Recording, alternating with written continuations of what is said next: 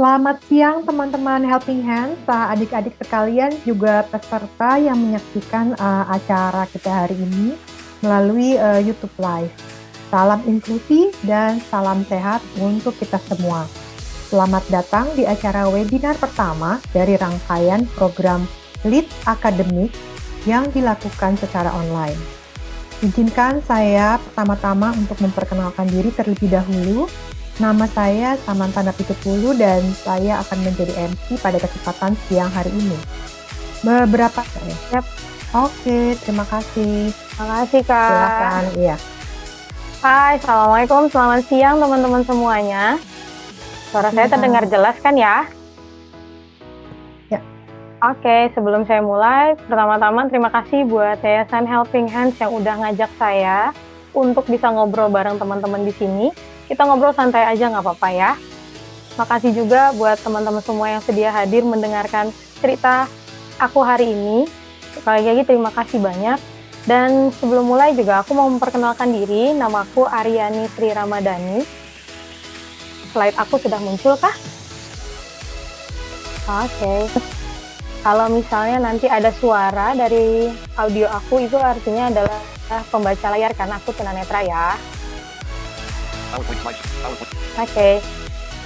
Biodata aku Aryani Sri Ramadhani, biasa dipanggil Yani. Teman-teman mau panggil Aryani boleh, Kak Yani boleh, Mbak Yani boleh, asal jangan Mbok Yani ya. Aku belum setua itu kok. Sebelum nanti mungkin teman-teman tahu apa kerjaan aku sekarang, perjuangan aku gimana untuk mencapai semua ini, mari satukan satukan persepsi semuanya kalau kita semua sama-sama ingin bisa lebih baik ke depannya, gitu ya. Next, Kak, setelah biodata. Oke, aku terlahir sama.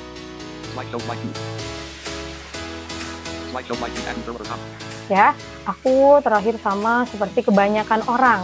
Aku terlahir dalam kondisi tidak tunanetra seperti sekarang. Sekarang aku seorang tunanetra dengan kondisi totally blind. Dulu aku sama seperti teman-teman pada umumnya. Aku lahir, aku main, aku sekolah, aku juga berteman, bersosialisasi sama seperti teman-teman pada umumnya, gitu ya. Jadi aku bersyukur aku pernah dalam kondisi tersebut sampai next Kak, sampai di suatu hari yang memang nggak pernah akan aku lupakan selama-lamanya, hari dimana mungkin saat itu aku pikir itu hari terburuk dalam hidup aku gitu ya. Saat aku kelas 3 SMA dan sedang melaksanakan ujian nasional, itu tiba-tiba aku nggak bisa melihat kertas jawabannya. Gitu, waktu itu kan kalau nggak salah kan itunya lembar jawaban komputer ya, lembar jawaban komputer, dan waktu itu warnanya itu putih ke orange gitu. Jadi aku nggak bisa lihat sama sekali, kabut gitu. Ngeliatnya tuh berkabut dan aku bingung waktu itu hari pertama ujian nasional. Aku takut, akunya bingung, aku nggak ngerti mesti apa. Kalau aku nggak ngomong sama pengawas nanti aku nggak lulus gitu kan ya. Aku bingung aku harus apa gitu. Sampai akhirnya ya udah deh aku bilang aja sama pengawas kalau aku nggak bisa nih lihat jawaban ini gitu kan. Akhirnya aku dikasih pendamping untuk mengisi jawaban. Untuk lembar soal aku masih bisa baca saat itu. Terusnya boro-boro mikirin belajar gitu, mikirin diri sendiri aja, aduh kenapa ya kayak gini kan, kenapa ngomong nggak ya sama orang tua gitu kan. Aku nggak ngomong sama orang tua, aku nggak mau mereka nanti khawatir, mereka sedih, ya udah aku jalanin ujian aku. Yang penting aku lulus, aku nggak peduli lagi nilainya, karena udah nggak konsentrasi, karena udah bingung harus apa gitu kan. Yang penting aku lulus, aku mau selesain gitu kan sekolahnya. Tapi ya namanya sekolah pasti kan ngasih tahu ke orang tua gitu kan, ya kaget lah orang tua, kenapa kok bisa seperti ini gitu kan. Saat itu belum aku tuh selama ini memang minusnya tinggi matanya minus tinggi. Selalu cek ke dokter dan kata dokter nggak ada apa-apa, cuma minus tinggi aja gitu kan, nggak ada apa-apa. Ya udah, karena nggak ada apa-apa, aku pun nggak terlalu harus ke dokter lagi nih habis ini. Malahan berobat alternatif karena aku yakin aku pasti sembuh saat itu. Aku harus sembuh, aku mau sembuh karena aku anak paling tua, karena aku anak sulung yang harus ngebantu orang tua gimana caranya untuk ngebantu adik-adik aku ekonominya untuk bisa tetap sekolah gitu kan. Aku mikirnya kayak gitu, aku pasti sembuh. Waktu itu ada kakak kelas yang bilang, ya nih coba deh ke yayasan di daerah Lebak Bulus, itu yayasan tunanetra loh katanya kan gitu kan. Aku saat itu, apaan sih, orang gua nggak tunanetra kok gitu kan, orang aku juga nggak buta kok gitu kan. Aku nggak terima waktu itu, aku pasti sembuh. Aku banyak berobat alternatif sampai uang orang tua itu habis gitu kan. Beberapa kendaraan juga harus terjual untuk berobat alternatif yang nggak ada gunanya gitu. Akhirnya malah bikin tambah parah gitu kan. Sampai akhirnya ya udah deh kita ke rumah sakit. Saat itu dokter langsung bilang, kamu glukoma katanya gitu. Glukomanya karena memang satu minusnya tinggi, yang kedua karena ada benturan di kepala. Jadi saat saya kecil, saya tinggal di Sumatera, di Palembang, di kampungnya ibu saya. Itu tuh kan rumahnya rumah rumah limas itu kan tangga gitu. Jadi selalu ada tangga di setiap rumah. Dan itu aku sering jatuh gitu karena minusnya tinggi. Jadi suka gelundung dari atas ke bawah gitu kan. Karena itu juga jadi akhirnya kena glukoma. Dokter bilang penglihatan aku cuma tinggal 5%. Kita harus juga operasi gitu. Aku tambah stres lagi, harus operasi dengan nilai angka, kalau dulu kan belum ada ya BPJS kan, ya udah gitu. Orang tua juga kan asuransinya nggak ada, jadi ya udah uang tunai dengan nilai puluhan juta saat itu gitu kan. Tuh tambah sedih lagi gitu.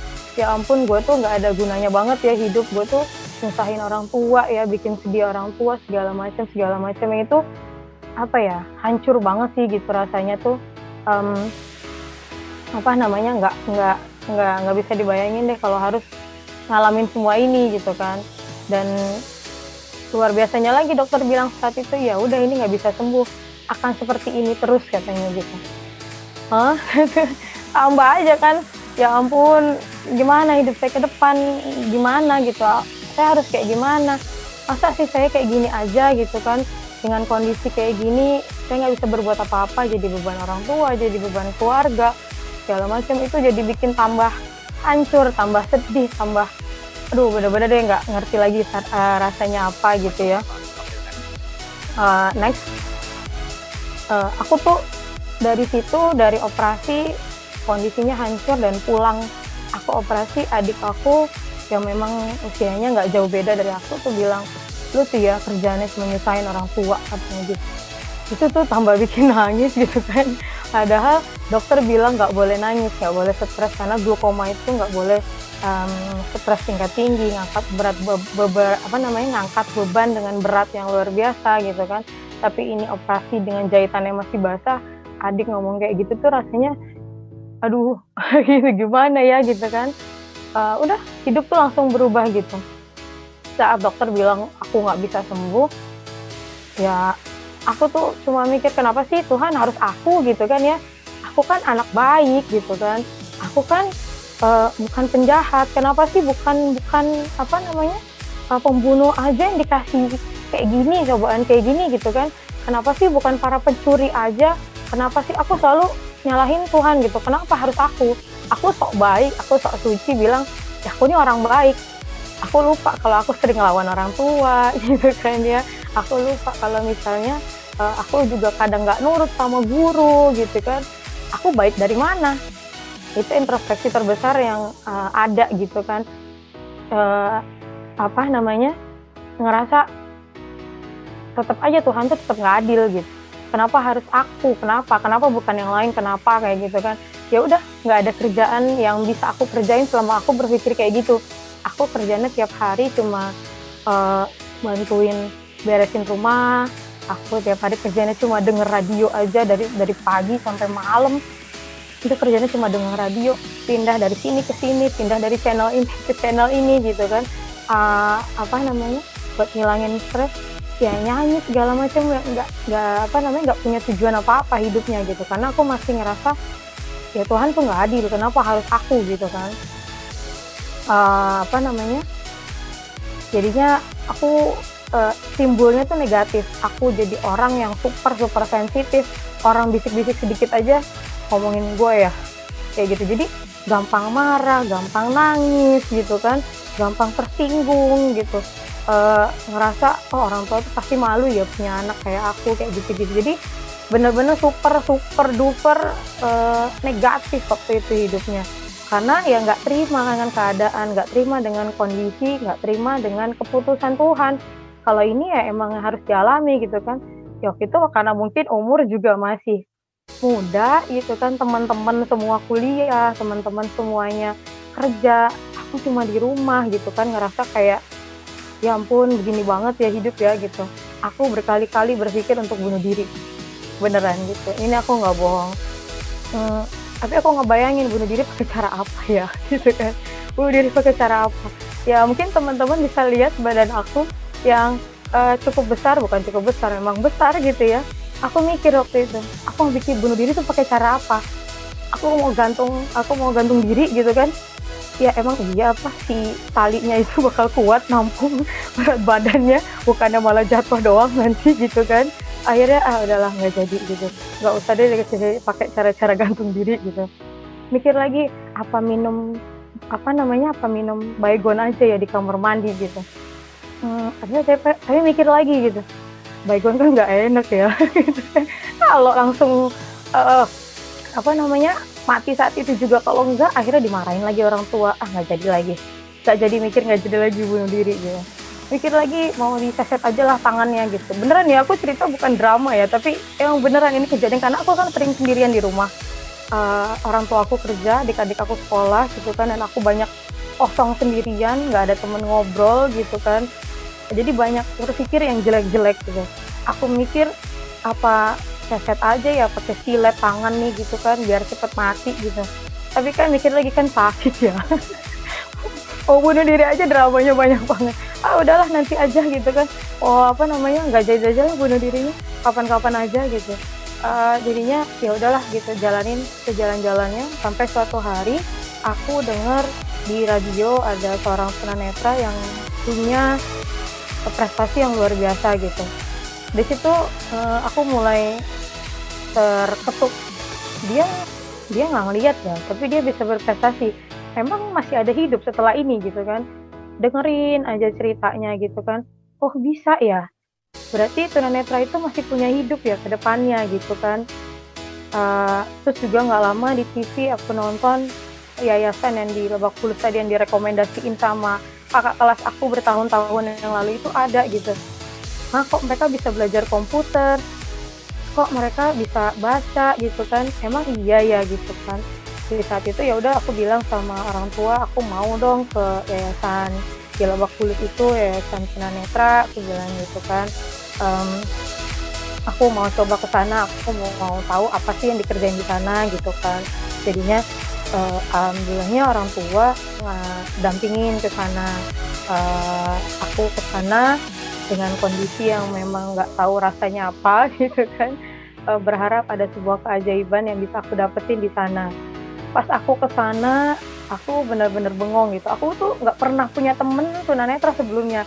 Aku nggak pernah bersentuhan langsung dengan tunanetra seumur hidup aku secara langsung ya, selain di TV. Kalau di TV aku pernah lihat lah mantan presiden kita juga ada yang tunanetra, terusnya juga mungkin di beberapa film ada, tapi kan aku nggak pernah langsung berhubungan gitu.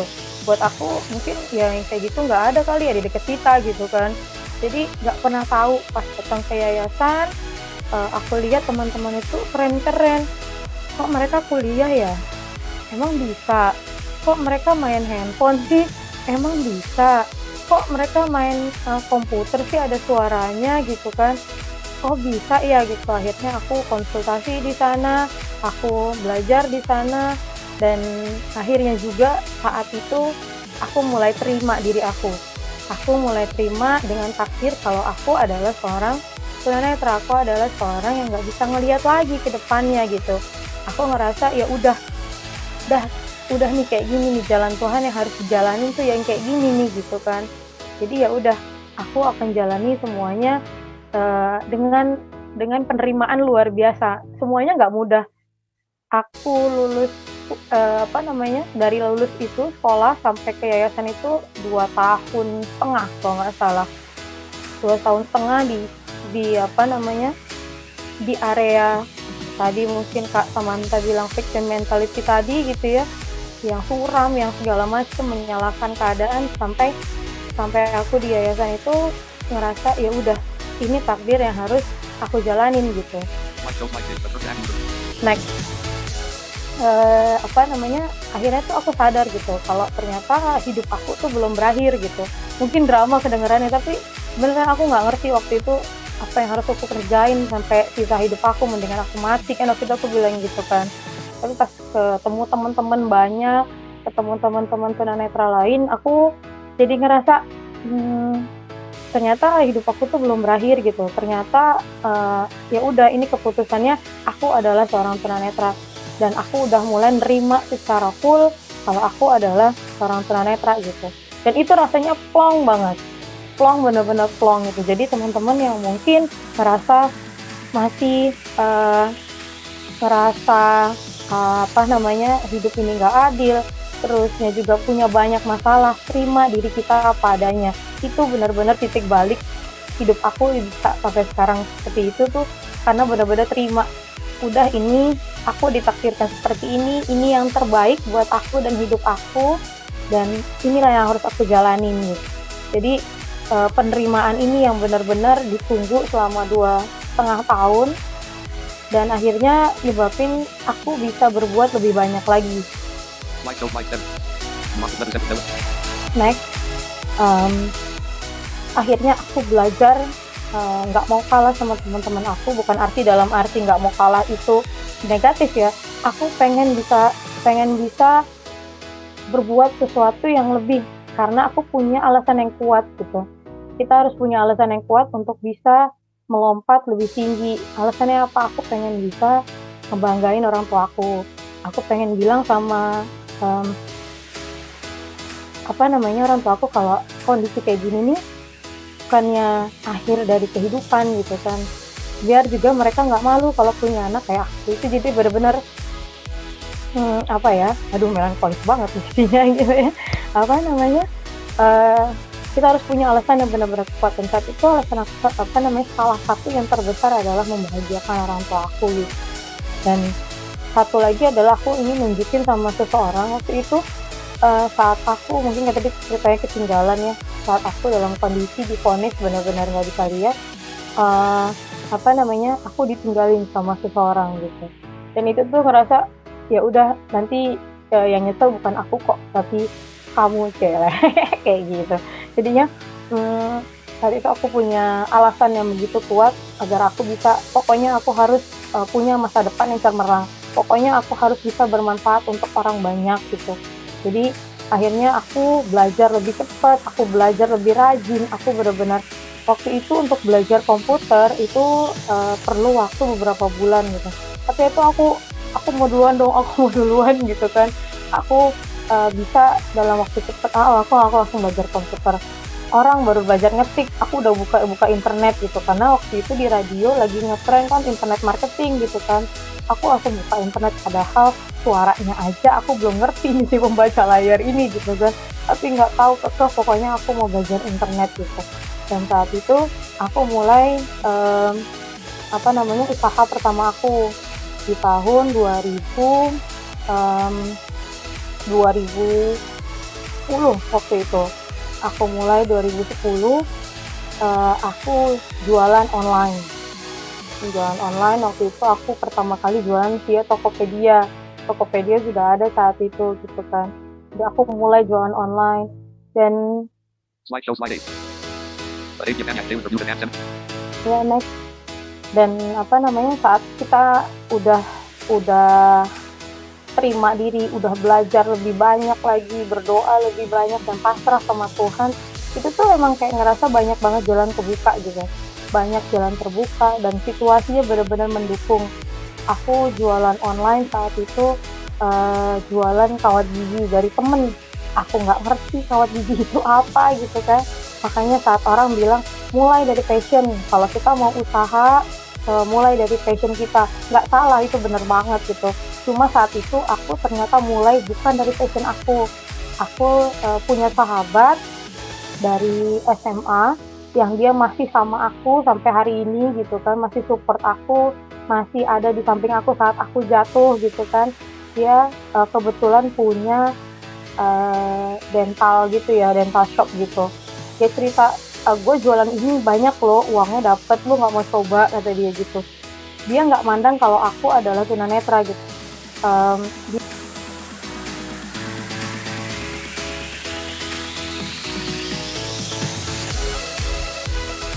Yani mungkin ke mute ya, suaranya hilang tiba-tiba.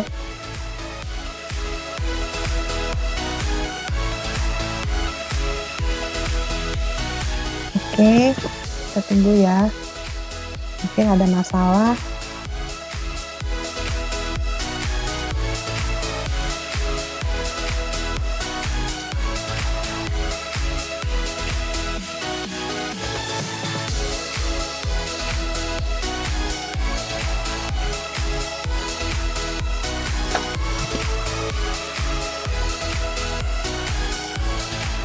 Oke, Yani bisa dimasuk unmute. Oke. Oke, Yani. Sudah kembali lagi bersama kita.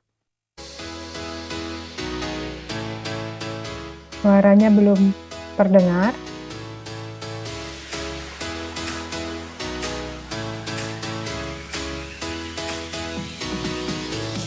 Oke, mungkin ada masalah sedikit dari unmute, tapi suaranya belum ada.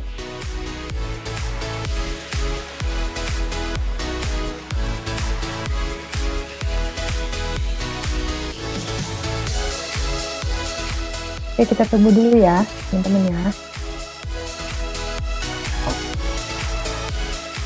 Oke, bisa ke aku dulu kali ya, selama menunggu Yani.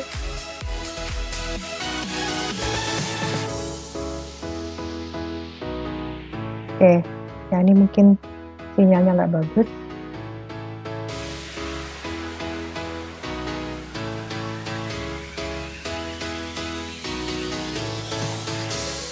Oke, bisa ke aku dulu mungkin, bisa dimatikan dulu.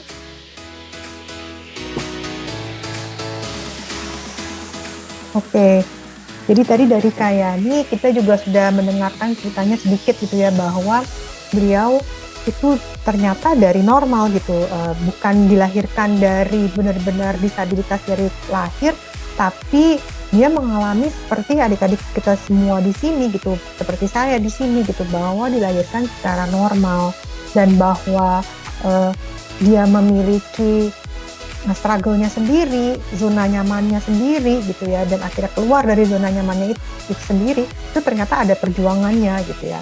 Dia bangkit gitu dari victim mentality, menyalahkan semuanya, pikirannya negatif kemana-mana, udah mikirin tadi, saya mau mengakhiri hidup ini, padahal juga nggak bener-bener gitu ya adik-adik ya, jangan dipikir mereka dia bener-bener, enggak, tapi ketawa sendiri gitu bahwa ngapain saya begitu, ngapain saya begini, nggak mungkin. Akhirnya sampai sekarang berada di titik yang sekarang yang kita bisa melihat bahwa Kayani berhasil untuk mengconquer, mengalahkan dirinya sendiri, dan akhirnya sekarang menjadi pengusaha yang hebat gitu, yang belum tentu kita semua yang tidak memiliki kekurangan gitu, kita juga bisa berada di posisi Yani sekarang gitu, yang luar biasa. Oke, Yani mungkin udah bersama kita lagi. Oke, Yani bisa di-unmute, bisa sudah ada bersama kita lagi. Oke, Yani mungkin bisa di-unmute, bisa jawab. Oke, sudah ada mau suara. lanjut ya? Ya, sudah ada. Oke, Maaf ya. silakan. Nggak apa-apa, silakan. Iya gitu, jadi aku saat itu benar-benar ngerasa ya banyak jalan terbuka saat kita sudah menerima diri sendiri gitu ya. Banyak banget aku mulai usaha online aku, dan itu benar-benar jadi pengalaman usaha online yang nggak akan aku lupain, yang pertama dan juga terbesar sampai hari ini gitu ya. Aku bisa punya customer dari Sabang sampai Merauke tanpa mereka tahu kalau aku adalah tunanetra gitu. Sampai di suatu hari aku fokus ngajar, jadi nggak fokus jualan lagi. Dan sekarang aku punya warung ayam geprek dan udah hampir 3 tahun ini aku jalani, nanti Juli itu 3 tahun. Roller coasternya luar biasa gitu, tapi pada intinya adalah terima dulu diri kita apa adanya gitu. Berhenti menyalahkan Tuhan, berhenti menyalahkan orang lain, berhenti menyalahkan keadaan. Yakin aja semua yang terjadi pasti ada hikmahnya. Kalau aku nggak tunanetra pasti aku nggak ada di sini. Aku nggak kenal sama Kak Samantha, nggak kenal sama Kak Wendy dan Helping Hands. Aku nggak kenal gitu. Banyak hal-hal yang akhirnya aku syukuri, dan pas ditanya, ya ini masih mau ngelihat nggak? Kayaknya nggak apa-apa kok gitu kan. Aku udah tidak lagi bermimpi untuk bisa sembuh. Aku nggak lagi berpikiran untuk juga aku mau ngelihat lagi dong, enggak. Udah masanya sudah lewat. Aku juga udah nggak tersinggungan lagi gitu kan, udah cuek gitu kan ya. Kalau teman-teman mungkin pernah ketemu sama sesama saya sama teman-teman tunanetra itu, dulu tuh kalau dibilang, "Ih buta ya, kasihan ya buta ya," gitu kan ya. Dulu tuh nangis, sedih gitu kan. Sekarang mah ketawa-ketawa aja gitu kan ya. Ya udah kayak gini, kalau kita tabrakan juga kan, aduh gimana sih lo ngelihat nggak sih gitu ya. Udah jadi ledekan sehari-hari dan udah nggak ada rasanya lagi.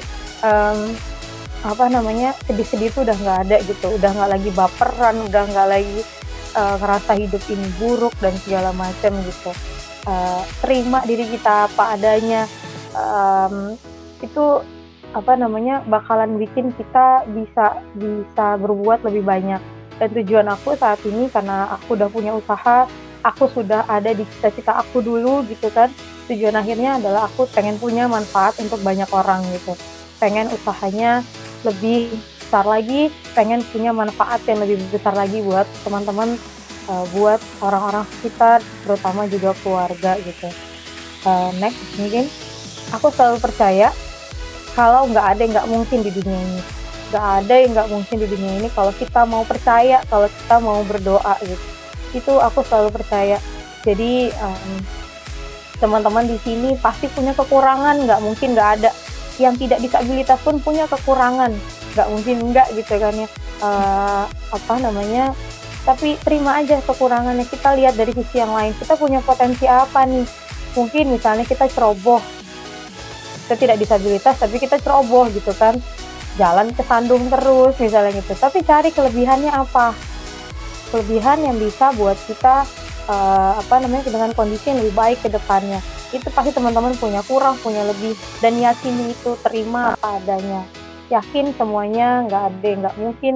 Kalau kita masih mau berdoa, kita mau percaya kalau Tuhan akan ngabulin semuanya. Kayak gitu. Mungkin itu Kak Samantha dari aku. Senang banget bisa ngobrol sama teman-teman di sini. Luar biasa aja. Aduh luar biasa ya, ini sharing dari Kak Yani gitu ya.